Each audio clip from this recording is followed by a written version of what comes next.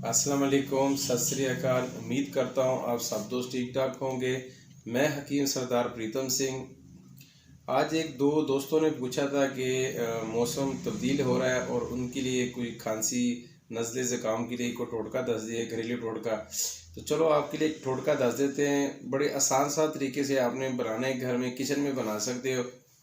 दो तीन चीज़ें, और थोड़ा सा बाहर निकलते वक्त आप मास्क वगैरह का इस्तेमाल ज़रूर करना, क्योंकि फ्लू बहुत ज़्यादा हो गया और बारिश वगैरह है ही नहीं है, तो उसकी वजह से खांसी, नज़ला ज़ुकाम, फिर गले बुखार वगैरह हो जाता है जब गला ख़राब हो जाता है। तो चलो आपके दस देते एक नुस्खा।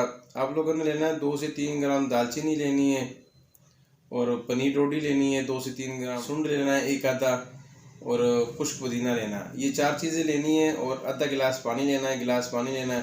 तो चंगी तरह अच्छी तरह इसको काट के आप उसको जब नीम गर्म आप पी लो, या गुड़ वगैरह भी डाल सकते हो अभ्यास पे ज़रूरत। तो ये है नज़ले ज़ुकाम के लिए।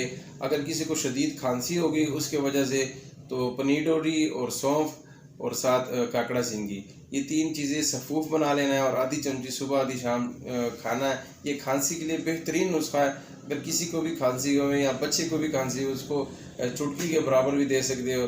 किसी बुज़ुर्ग को खांसी वगैरह हो तो उनको भी दे सकते हो। ये बहुत बेहतरीन नुस्खा है, आप घर बैठे बना सकते हो। तो ये 3 चीज़ें दसी है, काकड़ा सिंगी और सौंफ, पनीर रोटी, ये आप लोगों को पंसार से लेना है। पंसार से बड़ी आसानी से मिल जाएगी इंशाल्लाह। और आप ये नुस्खा इस्तेमाल करो घर बैठे, और सुबह शाम आधी आधी चम्मच खाओ, इंशाल्लाह खांसी ख़त्म हो जाएगी। अगर किसी ने हमारे दवाखाने पे आना है, खालसा यूनानी दवाखाना सर्च करके लाहौर, आप इजी होकर दवाखाने पे आ सकते हो। इंशाल्लाह नेक्स्ट वीडियो में मुलाकात होगी। अल्लाह हाफिज़।